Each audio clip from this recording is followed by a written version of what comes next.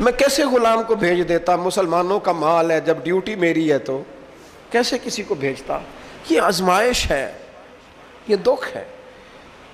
22-24 لاکھ مربع میل کے حکمران حضرت عثمان غنی، ان کا دور آ گیا۔ یعنی وہ شخص جس نے چڑھتی جوانی میں بھی نظریں جھکا کے رکھی، اور جس شخص نے اپنا سارا مال دین پر قربان کر دیا، اس کے گھر کا گھیرا تنگ کر لیا گیا۔ بہت بڑی ذمہ داری حضرت عثمان پر آئی، بڑی۔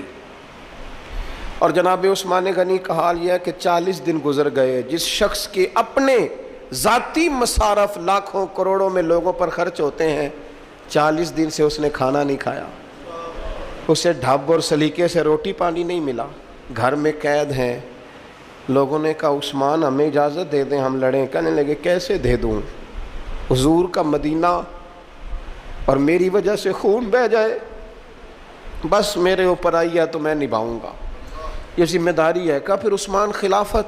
فرمایا یار یہ بھی میری مجبوری ہے۔ میرے نبی پاک نے فرمایا تھا عثمان اللہ تمہیں قمیض پہنائے گا، لوگ اتارنا چاہیں گے، دیکھنا اتارنا نہ، وہ قمیض نہ اتارنا کیسے چھوڑ دوں؟ حضرت عثمان بھی شہید ہو گئے، جناب عمر بھی شہید ہو گئے، حضرت علی المرتضیٰ شیر خدا وہ کیا 9-10 سال کی عمر سے حضور کے ساتھ چلے، ہر غزوے میں، ہر میدان میں، ہر جہاد میں، ہر جگہ آگے آگے۔ ان لوگوں نے دین سے نفع نہیں لیے۔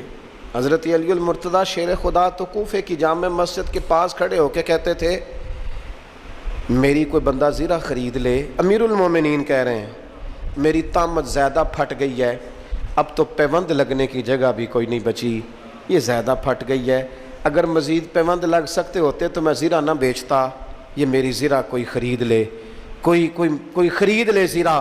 حضرت مولا علی شیر خدا 63 سال کی عمر مبارک، اور جب کوفے میں آپ کو خنجر لگا، زخم لگا، تو لوگ بیٹے کو بلاتے ہیں، آواز دیتے ہیں، لیکن جناب شیر خدا مولا علی مرتضیٰ مشکل کشا حل عطا حضرت علی المرتضیٰ شیر خدا زیر لب ہلکا سا مسکرائے، ادھر دیکھیے گا، اور مسکرا کے پتہ کیا فرمانے لگے؟ کہنے لگے فزت برب الکعبہ، لو بھائی کعبے کے رب کی قسم علی کامیاب ہو گیا ہے، کامیابی مل گئی۔ آج بات امام حسن کی آئی، امام حسن کو زہر دیا گیا، انتڑیاں نہ کٹ کٹ کے باہر گر رہی،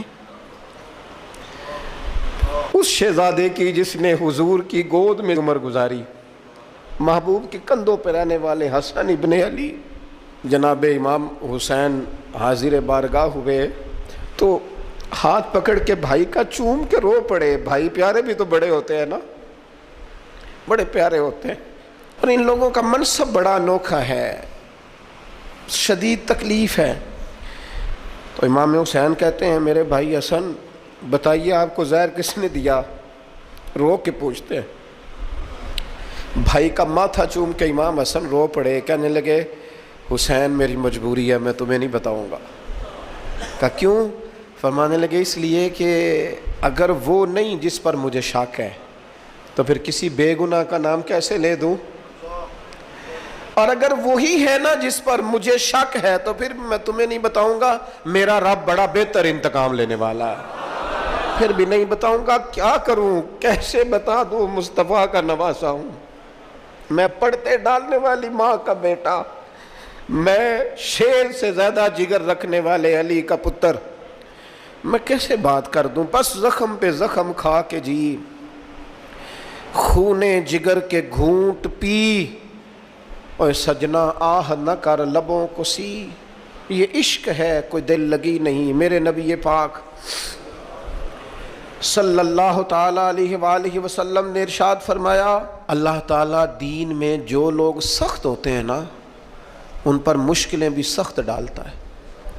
یہ حدیث پاک آپ کو مسند امام احمد بن حنبل میں ملے گی، ابن ماجہ ترمذی میں ملے گی۔ فرمایا جتنا کوئی دین میں سخت ہوتا ہے اتنی اس کی مشکلات بھی سخت ہوتی ہیں، اور جتنا کوئی نرم ہوتا ہے اتنی اس کی مشکل بھی تھوڑی ہوتی ہے۔ حسین ابن علی بڑے سخت تھے نا دین میں، جاندار تھے نا دین کے معاملے میں، اللہ نے مشکل ڈالی، امام علی مقام کی باری آئی، بڑی منت کی حضرت عبداللہ ابن عمر نے، رو کے کہا حسین نہ جاؤ، تو امام حسین رضی اللہ تعالیٰ عنہ نے فرمایا نہیں اب میری ڈیوٹی لگی ہے تو جانا تو میں نے ہے نا، ذمہ داری تو پوری کرنی ہے۔ امام علی مقام رضی اللہ تعالیٰ عنہ نے اس ساری مشقت کو دیکھا، گھر چھوڑنا بڑا مشکل کام ہے، گھر چھوڑنا، وہ جہاں انسان رہا ہوتا ہے نا والدین کے ساتھ، جہاں وقت گزارا ہوتا ہے، کبھی بندہ بوڑھا بھی ہو جائے تو خوابیں اپنے پرانے مکان کی آتی ہے، خواب بھی کبھی آئے نا تو وہیں گھومتا انسان اپنے آپ کو پاتا ہے، لیکن امام حسین نے کہا کہ بس اب وقت آیا ہے تو اب یہ چھوڑنا ہے۔ ہم نہ قربانی دیے بغیر پاس ہونا چاہتے ہیں، ہم کوئی مشقت سہے بغیر نمبر لینا چاہتے ہیں، ہم کوئی کام کیے بغیر رتبہ پانا چاہتے ہیں، ایسا ہوتا نہیں نا، یہ ممکن نہیں۔ آپ تاریخ پڑھیں نا انبیاء کی، حضرت نوح علیہ السلام نے 950 سال محنت کی ہے، اور میں سورہ ہود دیکھتا ہوں تو میں وہ انداز دیکھتا ہوں جس طرح کفر ان سے بات کرتا تھا، بڑی جد و جہد کی حضرت نوح نے، لیکن پتہ ہے دکھ اس سے بڑا کیا دیکھا، اپنا بیٹا ہی کافر ہو گیا۔ مالک امتحان ڈالتا ہے تو بڑے بڑے، اور حضرت نوح نے اپنے بیٹے کو ڈوبتے دیکھا، کہا مالک میرا بیٹا، فرمایا نہیں یہ تیرا ہے ہی نہیں، تیرے طریقے پر نہیں تو تیرا کیسے ہوگا؟ کسی کی نسل کہلانے کے لیے تو اس کے عقیدے پر ہونا ضروری ہے، تیرا نہیں۔ حضرت نوح نے مشقت دیکھی، واتخذ اللہ ابراہیم خلیلا، ابراہیم اللہ کے پیارے ہیں نا، لیکن زندگی پوری پڑھ کے دیکھ لو، ساری کی ساری مشقت مصائب سے بھری ہوئی، آزمائشوں سے لدی ہوئی، کبھی انہیں قوم آگ میں ڈالتی ہے، اور کبھی 86 سال عمر ہو گئی تو اولاد کوئی نہیں، اور دعا مانگ کے رب بیٹا وہ دیتا ہے جس کی پیشانی میں نور محمدی چمکتا ہے۔ اچھا پہلے دیا نہیں، اب دیا، فلما بلغا ماہ سعیا، اور جب وہ ذرا ساتھ چلنے کے قابل ہو گیا، ہر بندہ کہتا نہیں منون خیر ہے میرا پتر جوان ہو گیا ہے، جب وہ بیٹا ساتھ چلنے کے قابل ہوا تو فرمایا ذبح کرو نا ذبح۔ تھوڑی دیر کے لیے دل پہ ہاتھ رکھ کے بتاؤ، اور بچے کو بخار چڑھ جائے تو نیند نہیں آتی، مائیں منتیں مانگتی پھرتی ہیں، روتے پھرتے ہیں باپ، بچے کی طبیعت ٹھیک نہیں، فقط بیمار ہے، اور جسے یہ کہا جائے ذبح کر، جناب ابراہیم تیار ہو گئے اور بیٹے کو ذبح کر دیا، چھری چلا دی۔ وہ تو مالک نے کہا کہ ابراہیم تم پر سلام ہو، تم نے اپنا خواب سچ کر دکھایا ہے۔ ساری زندگی دیکھیں نا آپ آزمائشوں سے بھری، ادھر آ جائے نا جناب ایوب ہیں، کتنے بیمار ہو گئے، کتنے بیمار ہو گئے، 12 سال گزر گئے طبیعت خراب کو، 8 دن کے بخار میں لوگوں کے شکوے، 12 سال بیت گئے، دکھ قبول محمد بخشا، بس عرض اتنی ہے کہ راضی رہن پیارے۔ آپ دیکھیں نا جناب یعقوب پیارے ہیں نا اللہ کے، لیکن آدھی زندگی روتے گزر گئی بیٹے کی یاد۔ جناب یوسف پیارے ہیں نا، سونا بنا کے نا، اور باپ کا لاڈلا بنا کے نا، محبت پوری کرا کے، پیار پورا۔ یا بنی لا تقصص رؤیاک علی اخوتک فیکیدوا لک کیدا ان الشیطان للانسان عدو مبین۔ او میرے بیٹے بھائیوں سے بات نہ کرنا ورنہ وہ کچھ چال چلیں گے، شیطان آدمی کا کھلا دشمن ہے۔ اتنا دنیا میں پیارا بچہ اور اس وقت کوئی نہیں تھا جتنے جناب یوسف ہیں، پر یوسف کبھی بھائیوں کی مار کھائیں، کبھی کنویں میں جائیں، کریم کا کرم ہے نا، کنویں میں پھینکیں تو بچا لیں، لیکن وہاں سے نکلے تو پھر وہ بکیں، پھر کبھی یہاں بکیں، کبھی مصر کے بازار میں بکیں۔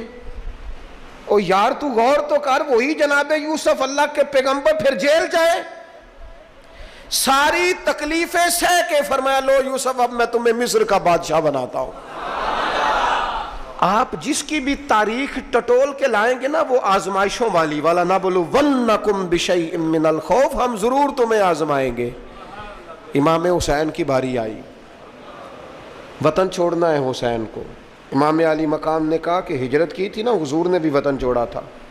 دور کھڑے ہیں نانا تیرے کرم کے خزینے کی خیر ہو، میں جا رہا ہوں تیرے مدینے کی خیر ہو. پھر حسین ابن علی وہاں سے نکلے، بچے ساتھ، ڈٹنا پڑا، بھوک پیاس، بچوں کا ساتھ، پھر بچوں کی شہادتیں، یہ ساری چیزیں انسان کو کمزور کر دیتی ہیں نا. لیکن جس کی شان بڑی ہوتی ہے اس کی آزمائش بھی بڑی ہوتی ہے. چھوٹی چھوٹی باتوں سے گھبرا جانے والی امت، ذرا ذرا سی بات پر پریشان ہو جانے والے لوگ، لڑکھڑاتے قدم، الجھے خیالات، بے چینیاں، بے قراریاں، بہتے آنسو اور ہر وقت مظلومیت کا اظہار کرتی قوم اگر اپنے قدموں پہ کھڑا ہونا چاہتی ہے، امت اگر پھر سے امت سازی چاہتی ہے، امت اگر کھڑے ہو کے اور اللہ کی عطا پر راضی رہ کر اپنی زندگی گزارنا چاہتی ہے، ایک ہی فارمولہ ہے، اس قوم کو امام حسین کی سیرت سے آگاہ کر دو. اس امت کو نبی پاک کے شانوں والے نواسے کی عظمتیں بتا دو. یہ جو لوگ سہمے سہمے ڈرے ڈرے سے، پریشان سے، کمزور سے، غریبی کی بات کرتے، دیہاتی ہونے کی بات کرتے، سہمی سہمی باتیں کرتے، انہیں کہو ڈرو نہ. وہ دیکھو پردیس میں حسین ابن علی تھوڑی دیر پہلے حضرت علی اکبر کی لاش مبارک اٹھا کے لائے ہیں اور لا کر کے خیمے میں رکھی ہے، لیکن انہیں پتا ہے کل بھی تو جانا ہے نا، انہیں پتا ہے نا کتنے کو سال جینا ہے، بالآخر جانا تو ہے نا. جس دھج سے کوئی مقتل میں گیا وہ شان سلامت رہتی ہے، اس جان کی کوئی بات نہیں، یہ جان تو آنی جانی ہے. موت بستر پہ بھی آ جایا کرتی ہے، لیکن جو میدانوں میں ڈٹ کے رہتے ہیں ان کو تاریخ ذرا زندہ رکھا کرتی ہے. کمزور زندگی نہ گزارو، ڈری ہوئی زندگی نہ گزارو، اور یہ کبھی نہ کہو ہائے حسین. ہم ہائے حسین والے نہیں، ہم واہ حسین والے ہیں. ہمارے بزرگوں نے ہمیں یہ سبق دیا ہے، ہم نے کہنا واہ حسین. کیا کمال کر دی امام علی مقام نے، واہ حسین آپ کی عظمت پہ قربان. اتنے سارے دکھوں کے باوجود جب شانوں والے نانا کا شانوں والا پوتا، عظمتوں والی ماں کا عظمتوں والا بیٹا، جرت مند باپ کا بیٹا میدان میں نکلنے لگا ہے تو ڈرا ڈرا سہما سہما رو کے دلاسے دے کے آنسو پونچھ کے نہیں، بلکہ امام حسین نے ڈٹ کے کھڑے ہو کے وہ امامہ سر پہ باندھا جو محمد عربی نے عطا فرمایا تھا، وہ جبہ پہنا جو نانا نے دیا تھا، وہ تلوار پکڑی جو شیر خدا مولا علی پکڑتے تھے، اور حسین میتوں کے باوجود میدان میں آئے، فرمایا سامنے کھڑے ہو جاؤ تمہیں خطبہ دینا ہے، اس لیے کہ محمد عربی کا طریقہ ہے جمعے والے دن خطبہ دیا جاتا ہے. پورے وثوق سے اتمام حجت کیا. اور حسین ابن علی ایسے تو نہیں تھے کہ ڈرے بڑا تھے تو ان سے تلوار نہیں چلی، انہوں نے تلوار چلائی، جو ایک ایک دو دو کر کے آتے رہے وہ کٹتے رہے، وہ کٹتے رہے. پھر آواز ایک گونجی پیچھے سے، وہ اکیلے اکیلے کیوں جاتے ہو، تمہیں پتہ ہے علی کا بیٹا ہے. علی کا گھر تو وہ گھر ہے کہ جس گھر کا ہر ایک بچہ جسے دیکھو وہی شیر خدا. معلوم ہوتا ہے اکیلے اکیلے جاؤ گے تو تم چہرے کی روشنی نہیں دیکھ رہے، آنکھوں کی سرخی نہیں دیکھ رہے، مزاج کا ولولہ نہیں دیکھ رہے، طبیعت کا باغ پن نہیں دیکھ رہے، اور جوانی میں شہادت کی لذت سے آشنا محمد کا نواسا نہیں دیکھ رہے. ذرا مل کے جاؤ. ہاں ہاں حسین ابن علی شہید ہوئے ہیں پر شان و شوکت کے ساتھ. ہاں ہاں حسین ابن علی دنیا سے تشریف لے گئے ہیں پر عزت وقار اور عظمت کے ساتھ.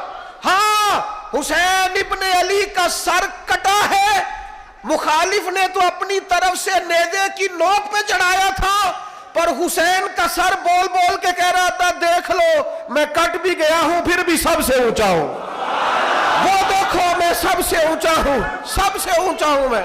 اے حسین ابن علی، نازش آل نبی تم پر سلام.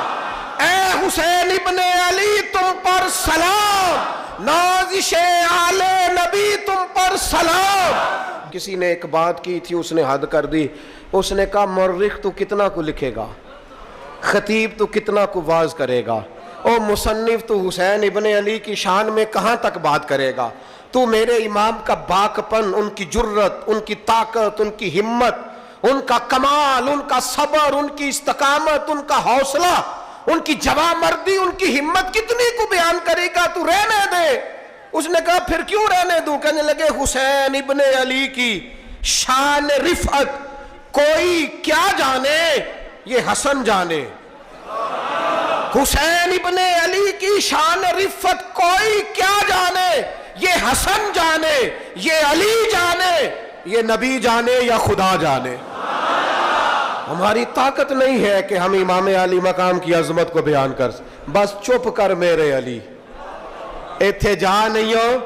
امام کا تذکرہ بندے کو جوان کرتا ہے، باہمت کرتا ہے، جینے کا حوصلہ دیتا ہے، میدانوں میں کھڑا کرتا ہے۔ وہی ہے تیرے زمانے کا امام برحق جو تجھے حاضر و موجود سے بیزار کرے اور موت کی شکل میں دکھلا کے تجھے جلوہ یار، زندگی تیرے لیے اور بھی دشوار کرے۔ اور پلٹنا، جھپٹنا، جھپٹ کر پلٹنا، یہ لہو گرم رکھنے کا ہے ایک بہانہ۔ لہٰذا طاقتور بنو، باہمت بنو، کربلا کے واقعے سے طاقت حاصل کرو۔ پھر کہتا ہوں ہم ہائے حسین والے نہیں، ہم تو واہ حسین والے ہیں۔ ہمارا کہنا ہے کہ واہ حسین، اے حسین ابن علی تم پر سلام، نازش آل نبی تم پر سلام۔ ہم کہہ رہے واہ حسین، واہ حسین، واہ حسین، واہ حسین، یا حسین، واہ حسین، یا حسین، واہ حسین، واہ حسین، یا حسین، واہ حسین۔ اپنے مزاج میں طاقت پیدا کرو، اپنے بچوں کو یہ قوت ارادی، قوت فیصلہ آنے والی نسل کو منتقل کریں، یہ ہمت، جذبہ۔ اور بالخصوص ماؤں، بہنوں، بیٹیوں کو بتائیں کہ رو کے نہ جیو، اس طرح جیو جس طرح حسین ابن علی کی بہن نے جی کے دکھایا۔ دربار یزید میں جناب زینب نے جب خطبہ پڑھا نا، دربار دمشق میں وہ زینب کا خطاب منبر پہ علی بول رہے ہو جیسے۔ انہیں کہو کہ ذرا تھوڑا باہمت وقت گزاریں، باہمت، کہیں نہیں ڈگمگائی میرے امام کی بہن، کہیں کمزور نہیں پڑی، طاقت، ہمت۔ اور انہوں نے بتلایا ہے کہ رو کے وقت نہیں گزرتا، وقت تو چھا کے گزارنا چاہیے۔ مشکلات کے سامنے میرے حضرت صاحب کا ایک شعر ہے، فرمایا کرتے تھے تجھے کیا ڈر ہو اے اختر، تیرے یاور ہیں وہ یاور، مشکلوں کو جو تیری خود گرفتار بلا کر دے۔ وہ تو مشکل کو مشکل میں ڈال دیں گے جن کو ہم نے مانا ہوا ہے، مشکل کو مشکل میں ڈال دیا جاتا ہے۔